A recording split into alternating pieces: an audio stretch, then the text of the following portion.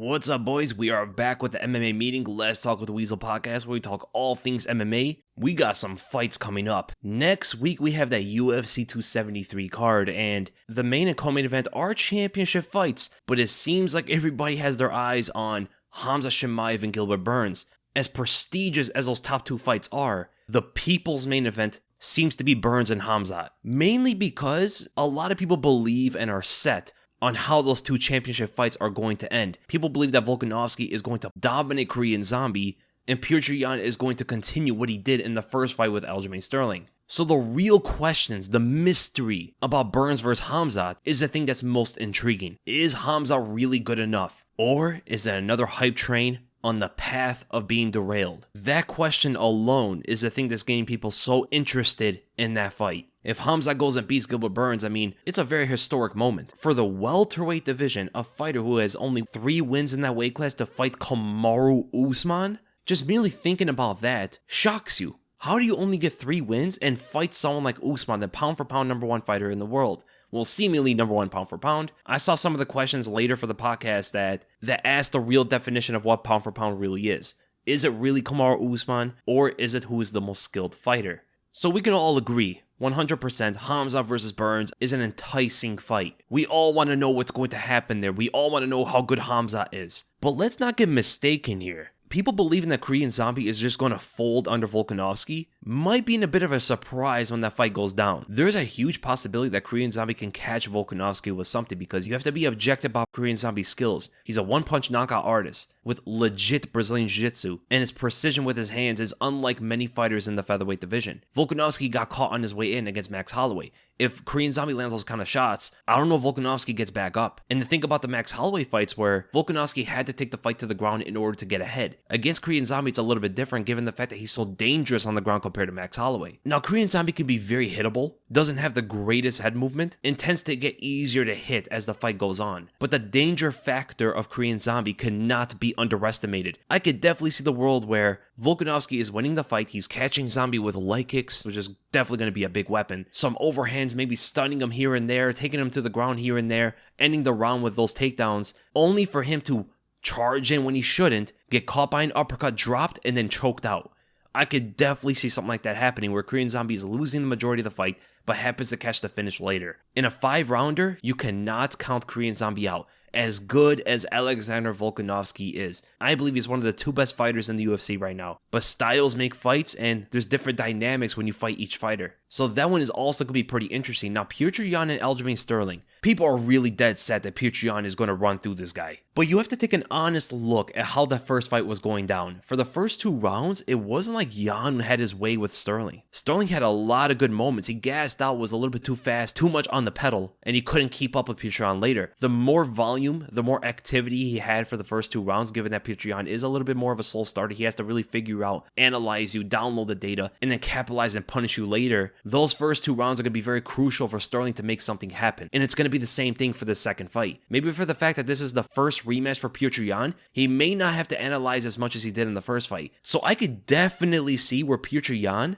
is going to be a little bit faster in the beginning of this fight compared to the last one. And that can change the way this fight goes. We all know that Petr could go 5 rounds. Him and Corey Sandhagen went at it for 5 rounds and didn't gas out. He was throwing crazy combinations by the end of the fight, so we all know that Petr has beyond 5-round cardio. He could definitely be a bit explosive in those first 2 rounds and be fine for 5. But the long punches, the creativity, unorthodox striking of Aljamain Sterling while constantly trying to look for takedowns, and he only needs Petr to expose his neck or just break his posture a little bit to make something happen. There is a level of danger that Petr is going to have to deal with against Aljamain Sterling, especially going into a rematch, and Sterling has to be that way. Petr might be the best fundamental fighter in the UFC. He does everything perfect by the textbook while adding his own flair to it. You have to be creative and unorthodox in order to beat him. Fighting by the fundamentals with Petr is almost a sure way to lose. Aljamain Sterling has some good coaches behind him. Maybe they could develop a different kind of game plan, and Sterling's going to fight differently. It's not a given fight, although I do agree that Jan should still be a heavy favorite, because the fact that this is a rematch means that Jan doesn't have to download as much. He kind of already knows how Sterling fights. And this is going to show us if Petr is much better at rematches considering the way he fights.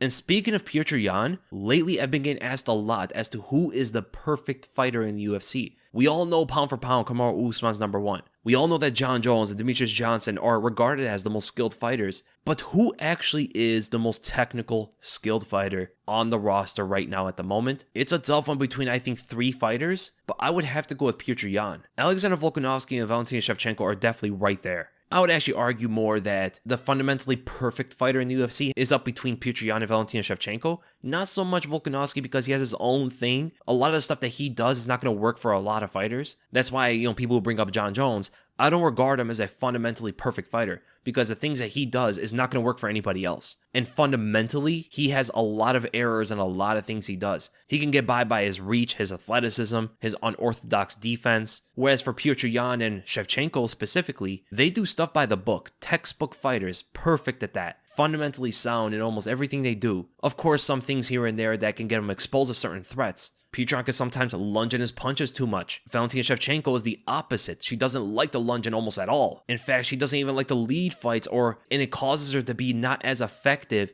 at covering distance and fighting someone at long range. She gets content on looking to counter and tapping your lead leg, and you can see where that can cause some issues for her. It's just the level of competition between her and Petr Yan is very different. Very, very different. Shevchenko has fought some really good fighters in the past like Nunes and Joanna, but even there, and Shevchenko struggled in some areas, especially with Amanda Nunes, given that Nunes is amazing at distance management, one of the biggest weaknesses in Shevchenko's offensive game, and we kind of saw how that went down. As for Petr Yan, he could fight someone like Corey Sandhagen, who's much longer, much taller than he is, really good at keeping distance on someone, and he's able to find his way in every single time. Another thing going against Shevchenko and why I favor Petr Yan as being the fundamentally most perfect fighter in the UFC is the feinting game is very different between the two. Shevchenko is very one-dimensional with a lot of things she does, especially with her feints, and it's going to be difficult for those to work against some of the highest tier fighters. But playing devil's advocate against Petr Yan, there isn't much of a submission game to his skills. So that whole area can actually push Shevchenko above him. Those are the 2 fighters I believe might be the most fundamentally perfect fighters in the UFC. I mean, the fact that Petr Yan has an effective high guard game in MMA, that speaks volumes to how technical he is and how aware he is. The high guard in MMA has gotten fighters into trouble so many times in the past, it's almost been abandoned entirely. Petr Yan sticks to this and makes it work against the best fighters in the world. That's a special level of technical awareness. His offensive weapons are great. He might lunge in a little bit too much with his punches. That can get him caught sometimes like it's done in the past. I think Jimmy Rivera caught him and John Dodson. But he's great on the back foot. He's great on the front foot. He holds true that original plotting style. Doesn't really move around the cage too much, but makes it very effective even against some of the most elusive fighters in the sport like Corey Sandhagen. He brings old school variables to a modern fight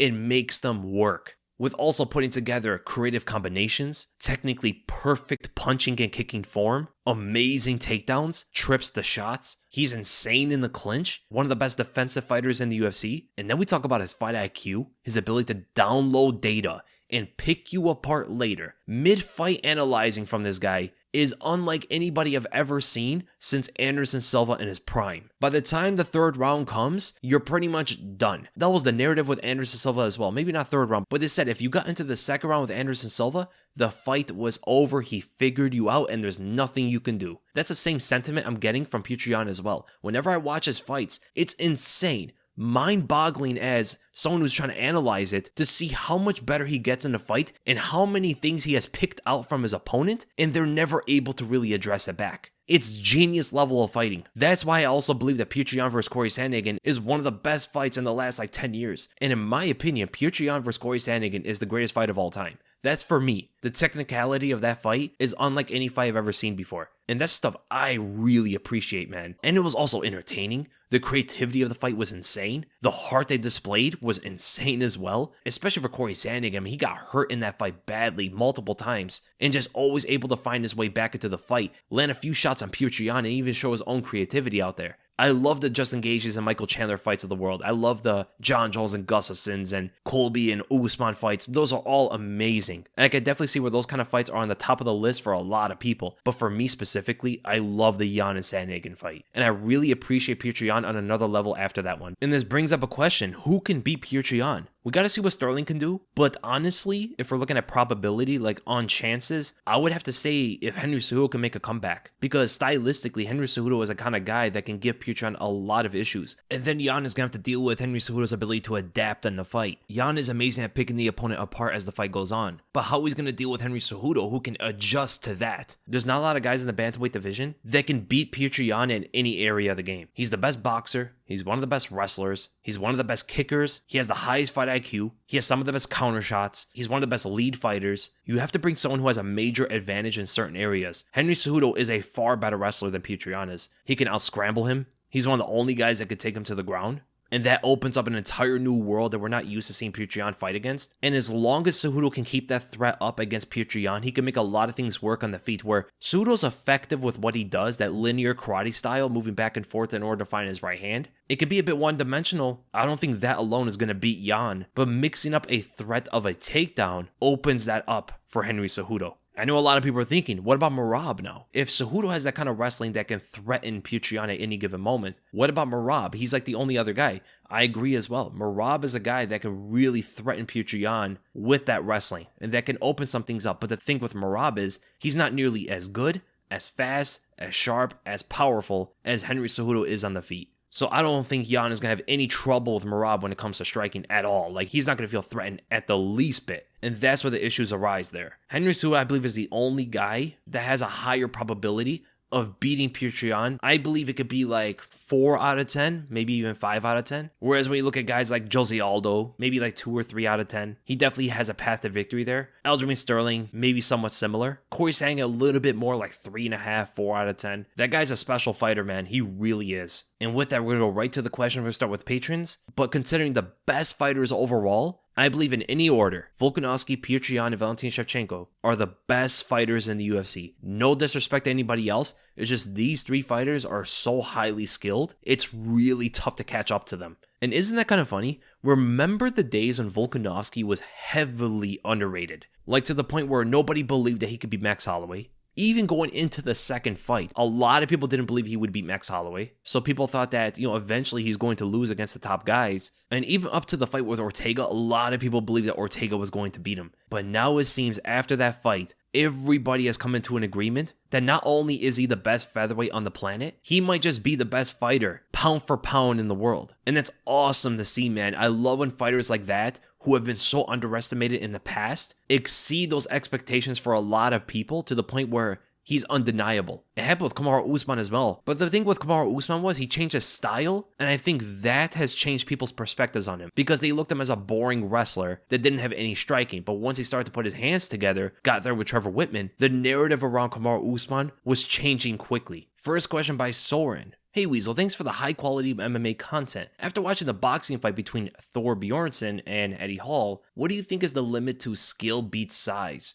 Can someone like Figgy or Moreno beat one of them in a fight? How about Amanda Nunes versus Cyborg? And then fantasy matchups. So the skills versus size debate is something that a lot of people don't know where to draw the line on. The question, could Figgy or Moreno beat one of these two in a fight? I don't think does it too much justice because yes, they could find a way to win. Ultimately, it'll have to come to getting their neck somehow and choking them out. But chances are, no, they're way too small. Beyond too small. I think I entertained a little bit too many of these topics in the past and made it seem like, oh, I think the smaller guy is going to beat the bigger guy if I see it happen. No, Figgy and Moreno, I would not say would beat Bjornsson or Eddie Hall in a fight. When you really think about it, these two giants are literally, I'm not even exaggerating, over twice their size. What does Moreno weigh, like 150? Bjornsson lost weight, and he weighed 350 when he fought Eddie Hall. He's 6'9". Eddie Hall, I think, weighed like 315. When it comes to where you're half the size of someone, the chances of you beating them are so minuscule. At that point, your skills aren't really going to matter. I'm not going to say they're not going to matter no matter what, because let's say a fight happens between the two guys. The smaller guy's going to have to rely on his skill, his speed, and the cat and mouse game to really get the bigger man tired and try to find a way to choke him out or knock him out. But the chances of that succeeding are very small given the environment of which they're going to fight. The game plan for all these smaller fighters to win are always going to be the same. Run around, get the bigger guy who can't control himself to miss, gas himself out, therefore you can capitalize. But the thing is, you're not going to find normal human beings as big as Bjornsson and Hall. These are extraordinarily big human beings. And they're also not fat, they're athletic, and they have some skill in combat sports. These guys are complete outliers that you're not really going to put into the equation of generally can a smaller guy beat a bigger guy. So the question is, where is the limit to this? I'm going to be honest, I don't know where the limit is. Because we've all witnessed massive men lose to small men many times. If someone's much bigger than you, but they have no experience in fighting, you can be pretty small and beat them. For an example, I can see someone who's like 160 pounds, maybe even 150, 5'8"-ish, 5'9"-ish, who has a lot of experience in martial arts, beat someone who's like 200, 220 pounds, that has abysmal level of training or no training at all. I could definitely see that happening. In fact, I've seen it happen. But when you get to the level of monsters and giants like Thor and Eddie Hall, you have to execute the perfect game plan and avoid getting grabbed by those guys as perfect as possible. If you do not get grabbed and you're able to gas them out as quickly as you can, I could see a small guy beating them. But again, you have to be perfect. But then again, we don't have any science to this. We've seen big guys who don't have experience beat small guys who have experience. We've seen very small guys who have experience destroy big guys who have no experience. It's all by a case-by-case basis. And then you ask, what about a fight with Amanda Nunes and Cyborg? That fight already happened. And then fantasy matchups, Bisping versus Till. Oh, Darren Till for sure. Younger generation, I don't think it's a fair fight. Aspinall versus Gon. I'm going to take Gon on this one. And then Colby versus Leon. Definitely have to go with Colby. Have a great week. Thank you so much, Soren, for the questions, and you too, man. And then we go to Jesse Griffin. With Masvidal potentially receiving a felony for his actions, are we watching one of the biggest falls from grace in MMA history? His Askren KO sent him to the mainstream, and the Diaz win cemented his position. Then he loses 3 in a row, and who knows what will happen with this whole legal matter. I fear we may be watching the downfall of an MMA superstar live. Besides the losses, can't really control them too much. You could just control what you do in them, but if the other guy's better than you, it is what it is. But what happened to him after the fact is completely his responsibility. He had full control on getting into trouble or not getting into trouble. He decided to go the thuggish, childish route by allegedly sucker punching a guy he lost to in a fight.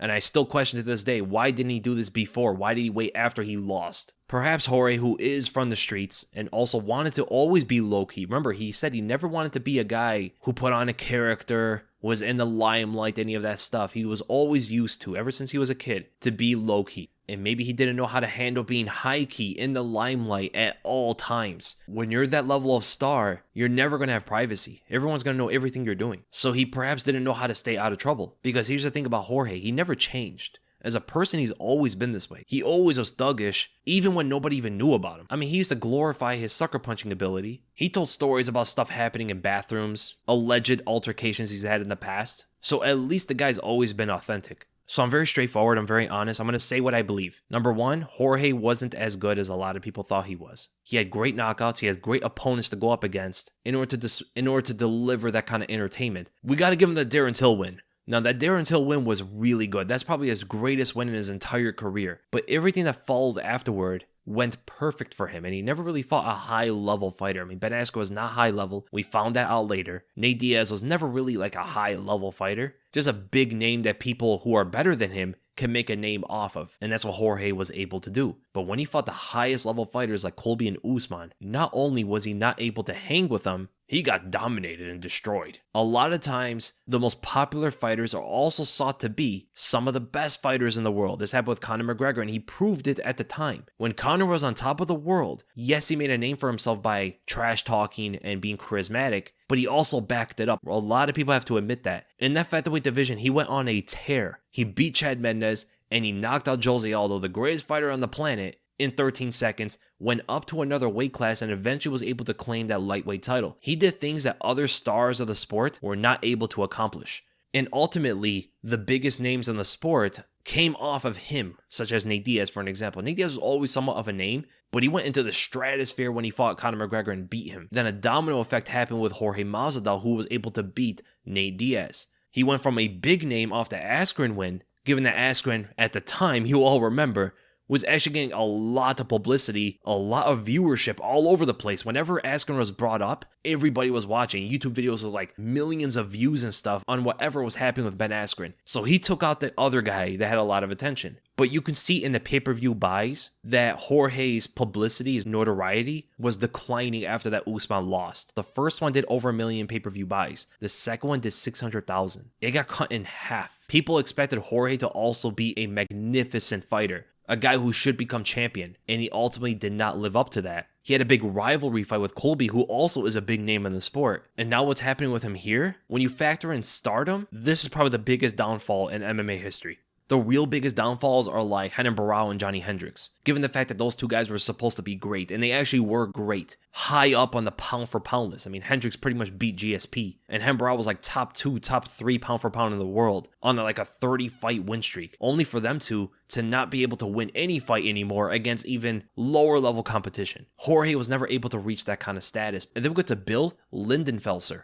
Hey Weasel, love the content. Curious on how many future champions you think were on that London card. I think 3 can very likely get it done. Shore, Mokaev, and Topuria, and maybe Aspinall as well. Also thoughts on Khamzat versus Shavkat down the line and Khamzat versus Usman. Thanks, man. I love your content. Thank you so much for the question, man. What I have to say is people are going to look back on that London card as a prophetic event for future talent. The amount of potential champions, title challengers, and ranked contenders on that card will be shocking. So many fighters on that card are going to make it big one day. I think Jack Shore has enough to be a title challenger one day. Muhammad Mokaev might be a future champion. Ilia Topuria I can see as a future champion. Tom Aspinall I can see as a future champion. Arnold Allen, future title contender. I can see Sergey Pavlovich as a higher ranked fighter. But definitely 3 fighters, in my opinion, have a high chance of being a champion one day. Tom Aspinall, Ilia Topuria, Muhammad Mokaev, with a possibility of Jack Shore. Thoughts on Khamzat versus Shavkat? I've talked about it before. It should be an amazing fight down the road.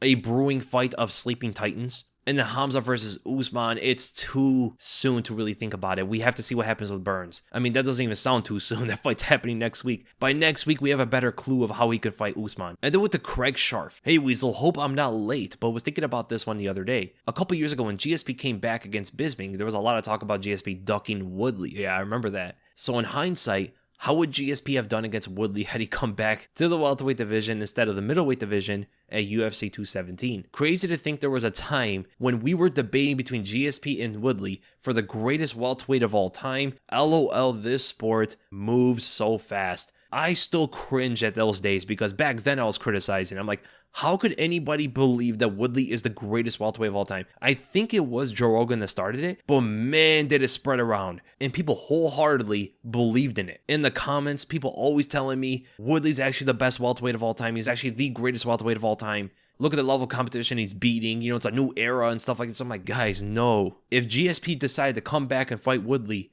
at that time, he would have beaten Woodley 100%. And I still have the same opinion today. And now in hindsight, everyone's like, okay, yeah, Woodley was not on GSP's level. But the thing was, Woodley never was. He never was, even when the talks were going around. In fact, I'd even put him top 2 greatest welterweights of all time. In terms of accomplishments, Matt Hughes is above him as well. He would beat Matt Hughes in a fight for sure. But man, that was wild back then. It was the same thing of when people used to say that Max Holloway was greater than Jose Aldo. Remember how strong that was? And then Volkanovski beats Holloway twice and the talks are dead now. What happened? What happened was Jose Aldo was always greater than Max Holloway. It was never really even that close. People just forgot what Jose Aldo did. Same way people forgot what GSP did when people were saying that Woodley was the greatest. And ironically, I love Joe, but he started all these ridiculous debates. I'm just glad nobody's saying that Adesanya is greater than Anderson Silva. Take out the whole PED accusation thing. Technically, if you take out any fighter that cheated before, then Adesanya is the greatest middleweight of all time. But if you include Anderson Silva in there, I'm just glad nobody's saying that Israel is greater than Silva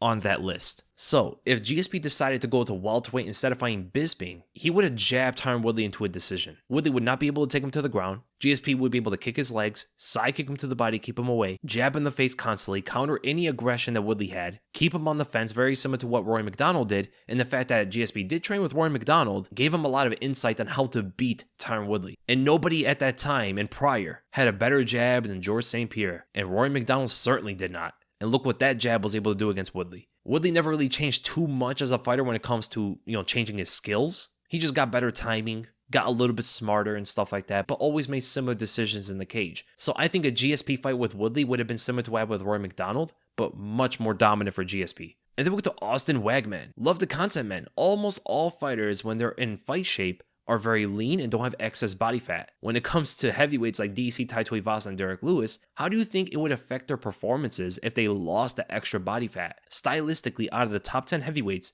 do you think that Tom Aspinall would be the most difficult fight for Jon Jones? Interesting. So the common answer you're going to get about losing excess body fat is, of course, it's going to help the fighter. And I agree with you. Ideally, it should help the fighter himself perform better. But it can actually have a negative exterior effect. If he loses too much weight, he might get too small for the heavyweight division, where now the burden of being technical goes up because now they have to fight at 205. If these guys lose a massive amount of weight and they become too small for the heavyweight division and they're in the range to make it to 205, they're fighting a whole different crop of fighters now, where being technical is a lot more common. So yes, the fighters with excess fat will perform better if they trim that fat, but at the same time, if they trim too much, they might find themselves in another weight class that they didn't want to be in. Because look at Roy Nelson for an example, right? Roy Nelson had knockout power. He didn't need to be too technical. He had great top control as well. Being that one-dimensional knockout puncher in the light heavyweight division would not have worked out for him. Same thing with Derek Lewis. Imagine Derek Lewis at 205. He would be faster. He's pretty tall. He's pretty long. But he's so one-dimensional with what he does. A lot of those guys would pick him apart. But perhaps losing that excess body fat helps them train, maybe not get injured as much, and they can do more things with their body. And then stylistically, out of the top 10 heavyweights, would Tom Aspinall be the most difficult fight for Jon Jones? No, I think Francis Ngannou. The thing with Tom Aspinall is, he's good at everything, but he's not taking Jon Jones down. And if he does get Jones to the ground, it's not going to be easy for him to hold him down. That's the most important thing there. And number two, catch him with a submission. He's going to be fighting someone who is relative to his speed, which is going to give Tom Aspinall a bit of an issue because he does so well with his speed advantage. Fighting a guy who can match it is not going to be comfortable for him, as well as not being as long. Jon Jones is going to have a big reach advantage over Aspinall. Aspinall's long-range fighting is something that I think Jon Jones can easily deal with. Aspinall's more of a linear fighter, punches on a straight path, blitzing and using his speed, keeps his chin up high, but punches are short and tight. I don't think he's going to get around Jon Jones' reach. That post and retreat defense of Jon Jones is going to work on Tom Aspinall almost every single time. Aspinall's going to have to shoot in for takedowns, but he's not going to catch a double leg. He's going to catch that single leg, and I do not see him taking out Jon Jones with a single leg at all. They get into the clinch. Jon Jones is better than him there. So I see Jon Jones keeping him at bay, side kicking his legs, oblique kicks, jabbing him in the face, going to the body sometimes to gas him out, catch him in the clinch with elbows and knees, maybe even try to take Aspinall to the ground. A prime Jon Jones, I believe, is way too difficult for Tom Aspinall. I think the most difficult fight in the heavyweight division for Jon Jones is Francis Ngannou. Given the fact his punching power, he can match Jones' reach, he has stronger wrestling than ever before, and he's fighting smarter these days, given that Jones' biggest weakness to his game is boxing defense. He really relies on his reach and unorthodox head movement. None of that is really going to matter too much when he fights Francis Ngannou. People bring up Ciryl Gane, but I don't know if Ciryl Gane's takedown defense is enough. On the feet, Gane beats Jon Jones. It's tough to say what happens with the wrestling though. And then with Justin Mack, I guess we can close the chapter on Dan Hooker possibly fighting his mate Alexander Volkanovski. But assuming he makes his move back up to lightweight, who would you like to see him fight to get back on track with a dub? Also, do you think he had a bad weight cut despite what he said in recent interviews? Love the podcast. Thank you so much. The days of Dan Hooker being a contender I think are over. I think the damage is too much. I mean, he just got finished again. He's not an old fighter by age, but he still is old when it comes to the miles that he has on his body. And you notice what's going on in that lightweight division. The younger guys are creeping up. And Dan Hooker, I believe, is going to be roadkill. Certainly, he doesn't want to go up to welterweight either. He could beat some of the lower end guys there. But once he reaches like the top 7, top 5, that's dicey territory for him. So one thing's for sure, stop fighting at featherweight. That is not the weight class. The guy I would like to see him go up against, maybe Diego Ferreira. That's a good fight for him to bounce back. And did he have a bad weight cut? I don't know. He didn't look like it. But man, he looked so slow out there. So it had to have some kind of effect on him. And then with Dylan Gibson.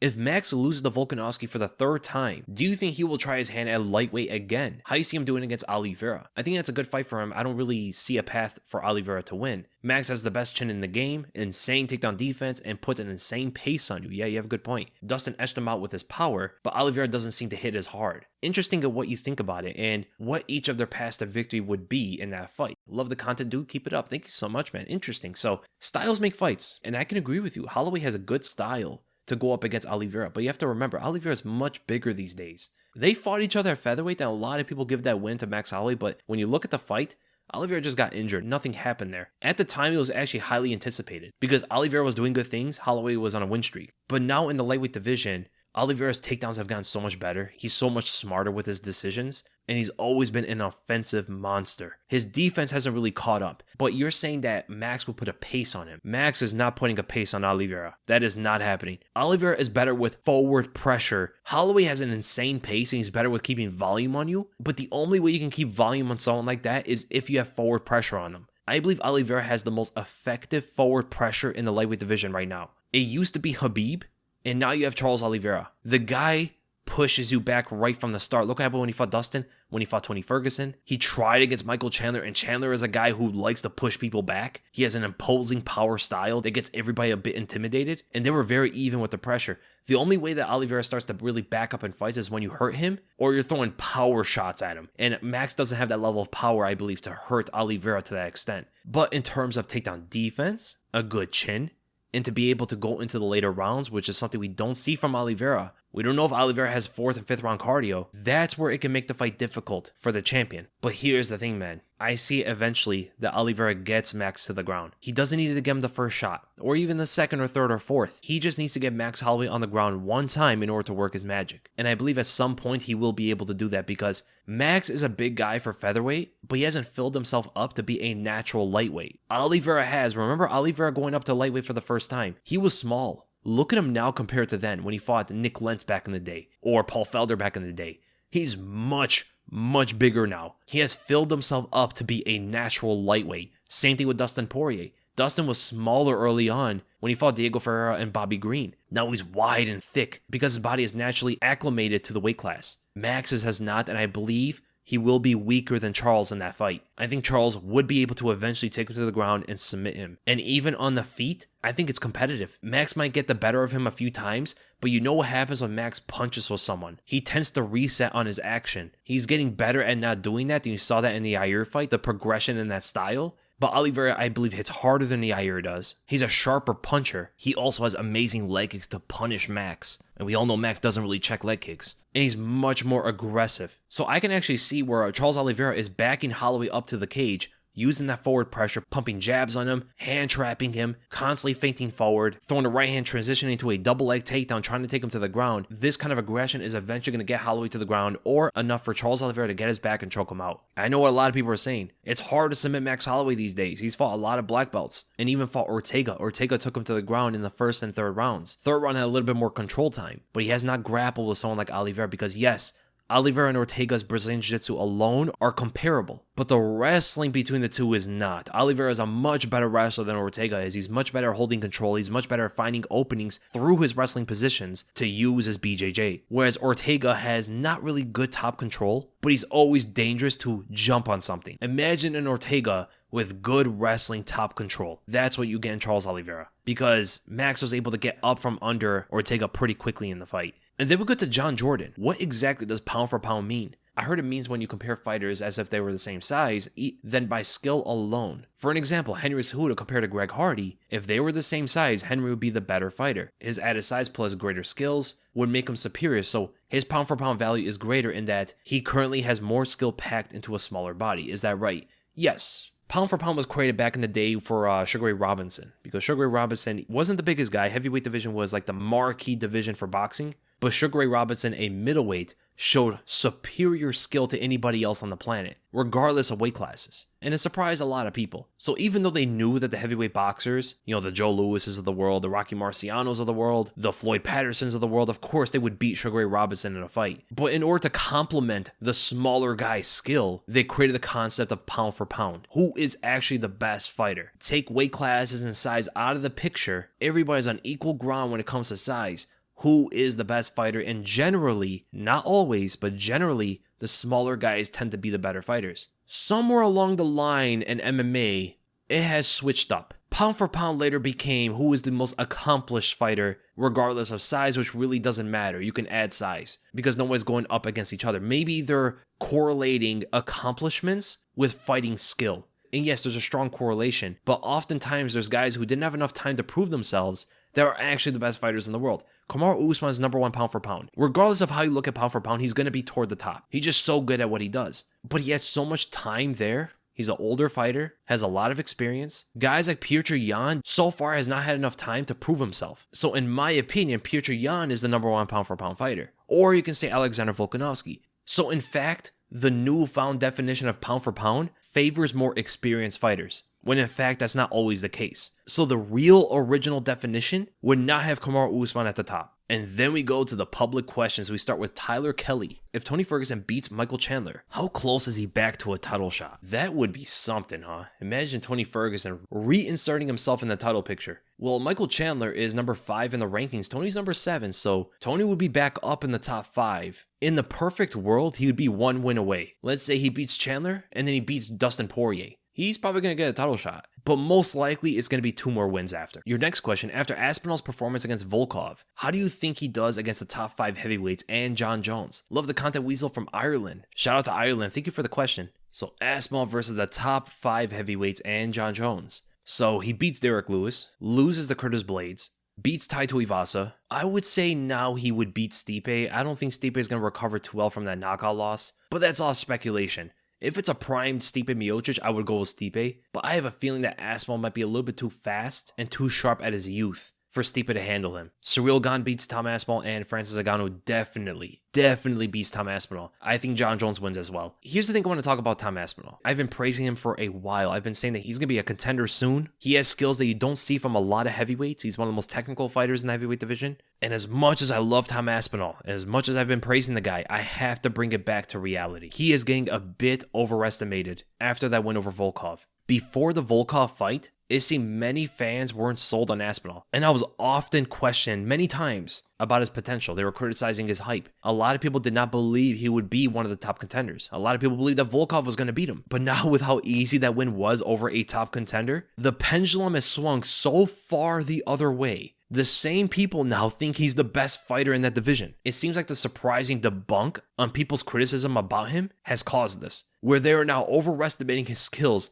where in fact they are somewhere in the middle of where they had it originally and where they have it now. No, he's not a lower top 10 fighter. He's not number 9, not number 8, even number 7, number 6. I believe he's better than that. But he's also not the number 1 fighter. I believe he's a fighter that one day can fight for the belt. Maybe he could become the champion in the future after he progresses from where he is now. I think he lingers around the number 4 spot. I think from number 6 to like number 3, number 2, that's where he lies.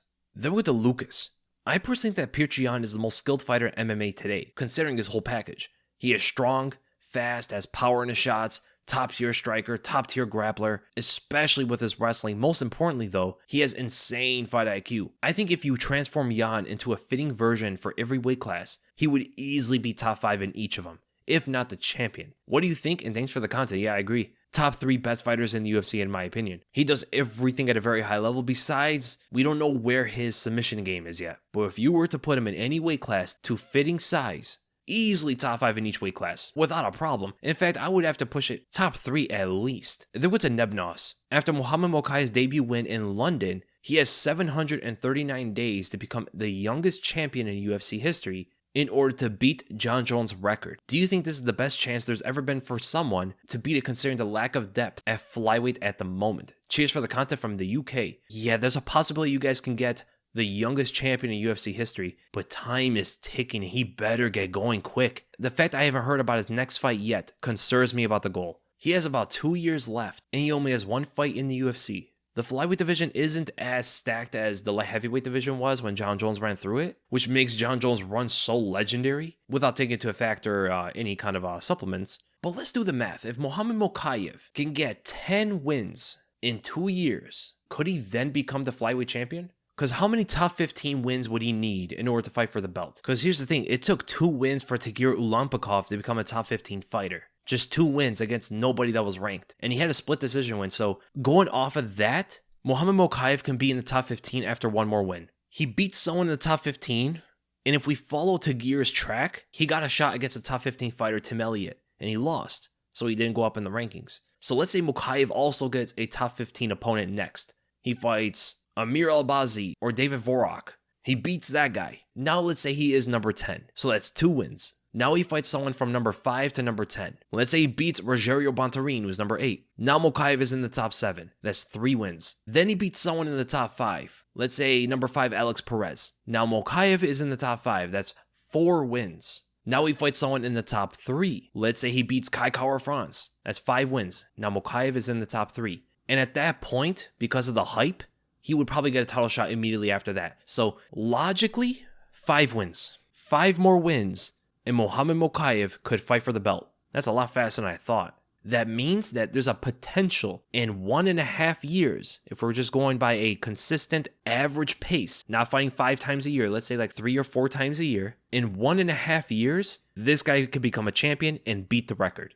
But remember, he has to win all these fights. He cannot lose once. Then with the Kai Levy. Hey Weasel, I've got a couple questions about Kai Kara-France as he seemed to settle down and find his rhythm in the UFC. We also share the same name. Did you think that Kai Kara-France won the Askarov fight? Yes, I do. Where does Askarov go from here? He doesn't move that much. It was a really close fight. I mean, now he's ranked number 3. So he could fight Pantoja, Perez, or the loser Figueiredo and Brandon Moreno, which is the one I want to see more. And do I see Kai Kara-France winning the belt if he gets a title shot? How does he fare against Figgy and Moreno? So he has a pretty good chance, man. He's a good fighter. I believe he is one of the best in that division. I think he can hang with Figgy and Moreno. He might have a better chance of beating Moreno than he does beating Figgy, but it's a contrast of styles. The Figgy fight is going to be a lot more physical for Kai Kara-France, who isn't afraid to brawl it out. I don't think he's going to succeed in brawling with Figgy, but he's definitely going to be in there. Now, Moreno has good trips on the clinch, which I do see working on Kai, but I think Kai's going to be able to stand up, and this fight could resort to a striking match. I think Kai's going to throw a lot of leg kicks. Moreno doesn't really check too much of those,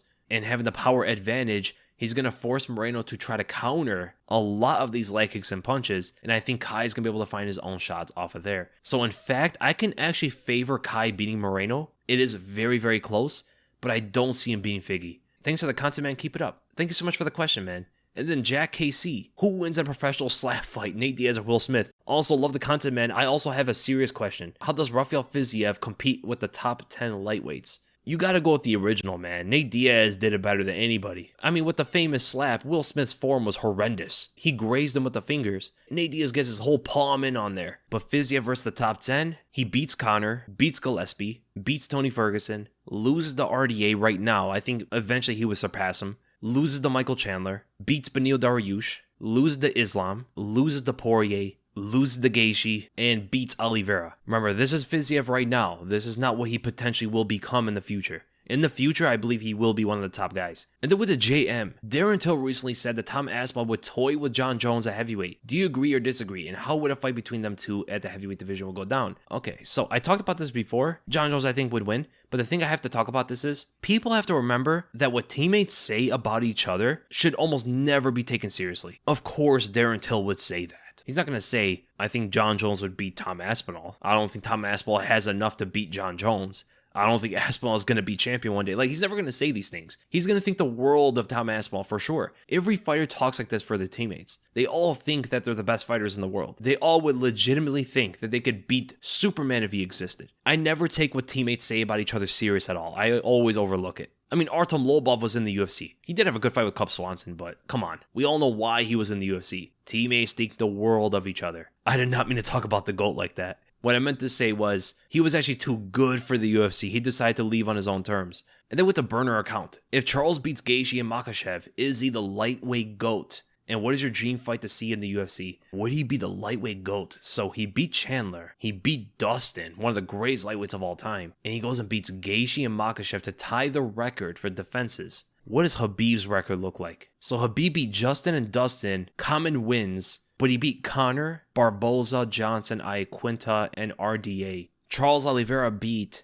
Tony, Kevin Lee, Will Brooks. Will Brooks is a good fighter. So right off the bat, the Dustin win is the best for each fighter. That's their top tier win. Then what do you look at as the next best win? Would you have to consider Oliveira's win over Islam as the second best above anyone else that Khabib has beaten? Is that a better win than the RDA win and the Gaethje win? It's going to be a bit subjective, but I would have to say a win over Islam potentially is a better win over Gaethje and RDA. And then you have the RDA win. is Khabib's RDA win above beating Gaethje? I would probably have to say so. And then they have the common win with Justin Gaethje. After that, we're talking about Tony Ferguson, we're talking about Conor McGregor, we're talking about Michael Chandler. Which are the next best wins? I believe Khabib's win over Conor is above the Tony win and above the Chandler win. Then I'm going to go with Oliveira's Chandler and Tony Ferguson wins. After that, we're talking about Khabib's win over Barboza, Michael Johnson, and Al Iaquinta, compared to Charles Oliveira's wins over Kevin Lee and Will Brooks. I think Khabib's wins over Iaquinta and Edson Barboza are definitely above Oliveira's wins over Kevin Lee and Will Brooks.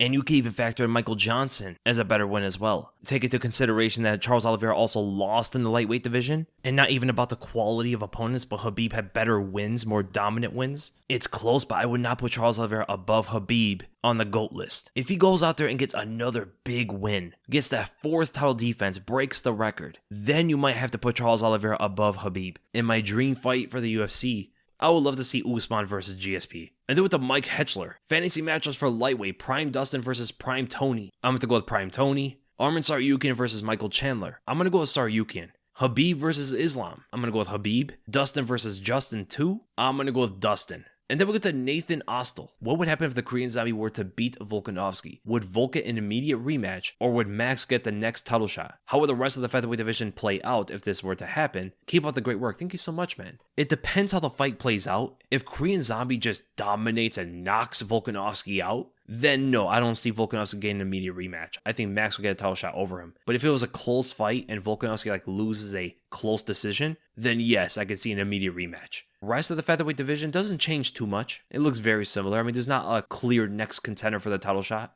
And then with the Janiques. Number 1, do you think that Darren Till's relationship with Khamzat and his fight camp in Sweden would give Adesanya problems if they were to fight each other? Number 2, what does a typical training session for you look like? And do you do any weightlifting, calisthenics, etc.? So if Darren Till fights Israel, I don't think it changes too much. It always is going to be a competitive fight given the fact that they're both patient strikers. But I think Israel always have an advantage in that fight. I don't think from where he is that Darren Till could get to a level of wrestling to use it in order to beat Israel Adesanya. I don't see it happening. Yes, he's been training with Khamzat, but he hasn't been doing it for so long. They've been training with each other for a month or 2? That's not enough. He would have to train with Khamzat for a year or 2, at least. I believe in order to have this wrestling game that could beat Israel Adesanya, because Whitaker had a wrestling game in order to get pretty close, and Darren Till's not nearly as good of a wrestler as Robert Whitaker is. And for my training session, I haven't done any MMA training consistently for some time. There's many reasons as to why, but I am going to get right back into it very, very soon. But when I was doing it consistently, it was always by session. I would go into the Muay Thai sessions, I would go into the BJJ sessions, and the MMA sessions. So each day is different in the week, but let's say the most busy day was Tuesdays and Thursdays. I would do Nogi at noontime. Immediately, I would go weight training, do calisthenics, all that stuff. Later, come back from Muay Thai at 7 p.m.-ish. Then for MMA training, it's around 8 or 8:30. That would be a typical longer training day for myself. And yes, weightlifting is very important. If you're training to be a fighter or a martial artist or something like that, I think calisthenics are actually going to be better for you in the long term with some weight training to balance things out. Typically, I used to only do high repetitions and low weight and revolve my workouts to more performance-based and not lift too heavy of weight. Workouts I love to do, I always do them every single day. Quick ladder drills, very good for your footwork. Jump roping is really good, but in my opinion, it gets to a point where it's just sustaining what you got. I recommend quick ladder drills 100%. These are so good, man, and do them barefoot. And in my opinion, the best workout for myself is running the sled. It's great for endurance, helps your explosiveness, trains multiple different muscle groups. And once you run it down, if you have a partner, this is something I did with my brother, tie a rope to it. So as you run it down, let's say your partner is where you started, they're sitting down and they're pulling the sled back using only their upper body. Once you're done, you run back to where he is, he runs the sled down. Now you sit and you pull the rope. This is such a high intensity workout and it works definitely for multiple different purposes. Man, I got so many unorthodox workouts that I do. Forget sit-ups and leg raises and all that stuff. Try the windshield wiper and leg raise workout. This workout's almost the entire core, where you're laying on your back, hands out to your sides. You're doing the windshield wipers. Keep your feet together, legs together. If you can, extend them fully. So you go from left, bring them up straight above you, then do one leg raise. Once you bring it up again, then go to your right, bring it up again. One leg raise, left, leg raise, right, leg raise. This is the hardest core workout I've ever done before. And I didn't get to this point yet, But once you master this on the ground, start doing this on the pull-up bar. That is one of my goals I'm trying to accomplish. And also when you talk about like push-ups and pull-ups and stuff, I think those stuff are very important. And for me, I always went to the explosive route. Whether putting weight on myself or not, I would always explode with my push-ups, explode with my pull-ups and dips and stuff like that. Once I mastered the original form and doing them normally have become a bit easy, that's when I start to modify it a little bit and work more on fast twitch instead of the slow twitch, which usually comes with the original form. And I've done this for years, man. Doing push-ups every day, pull-ups every day, dips every day, squats every day, sit-ups every single day. Those 5 common workouts, I do them every single day, sometimes even multiple times a day, to the point where back in high school, actually, I think it was my junior or senior year, I was like 17 years old. I broke the school record for most push-ups in a minute. I did 79 push-ups in 1 minute, until my friend a week later broke that and he got 84 push-ups. These consistent fast twitch workouts, the younger you are, it can really help your development in that area, being fast twitch and all that stuff. If any of you guys saw and while it was up, if any of you saw the video of me hitting the bag, not the one where I'm kicking it, but just using my hands, the video's not up anymore, but a lot of people were able to notice the hand speed, and that's what they're asking me about. Well, these are the methods I've gone through for so long. Ever since I was a young teen, like 12 years old, I started doing these workouts every single day, and I still do them. It can help your hand speed, it can help your footwork speed, a quick way to sprawl on takedowns and stuff, and not just for MMA and combat sports. I mean, it helped me in multiple different sports. For an example, I did track and field for a long time. I was always a sprinter, always ran the 100-meter dash, 200-meter, and 400-meter. I was really good at all of these. And these workouts over the years have really helped my development in all different kinds of sports. And I know a lot of people are going to ask, what was my time for the 100-meter, 200-meter, and 400-meter? I don't remember my PR for 200, but my 100-meter dash record was 10.9 seconds. My 400-meter was about 52 seconds, which is really not great. In high school, I made it to regionals with that, but really didn't do too well there. I believe I got 8th place total for the 400. One of the best things, in my opinion, is go to the track. A lot of people want to just use the treadmill, and the treadmill works for sure, but I love using the track. There's something different about you actually stepping on the ground compared to stepping on the machine. I think it's more mental than it is physically affecting your body, but running on the track I think is very good for you. And a lot of people overlook like the 400-meter and an 800-meter run. A lot of people go to the extremes. They either do quick sprints, 100 meters, or they do like 5-mile runs. That stuff's really good. Run 5 miles, run the 100-meter, but it's a good thing to also tap into the 400 and 800-meter runs, because that really works both long cardio and short explosion together. For anybody that wants an insane track workout, this is something that killed me, but man, does it show results. These are for quick sprints. It's called a breakdown, and it's categorized as a speed endurance workout, and the more you do it, the more it can help with lactic acid tolerance, which is extremely important for all sports, no matter what you're doing. And of course, it definitely helps your explosiveness and can build a lot of muscle. In simple terms, what it is run the 400-meter, 300, 200, and then 100. What you want to do is you start at the 200-meter mark. From there, run a full 400-meter dash. So that's one time around the track. Ways you can do this is you can run the whole thing like 70 or 80%. After every single run, you get a 300-meter walk, which is going to be your rest time. This is 3/4 of the track. 300-meter walk, you end up to the 300-meter mark. From there, you run the 300-meter dash. Probably want to run the whole thing at like 80%. From there, you're going to have another 300-meter walk. Then you run the 200-meter dash. Run the whole thing like 80 to 90%. Another 300-meter walk. And then you run the 100-meter dash at 100%. I'm pretty sure fighters do this during training camp, as it is a highly intense workout. And honestly, one of the hardest workouts I've ever done in my entire life. But that's the end of the podcast, guys. I hope you guys enjoyed it. And if you did, make sure to give the video a thumbs up. Make sure to give it a like. Make sure to subscribe and hit the bell. And I'll see you guys in the next video.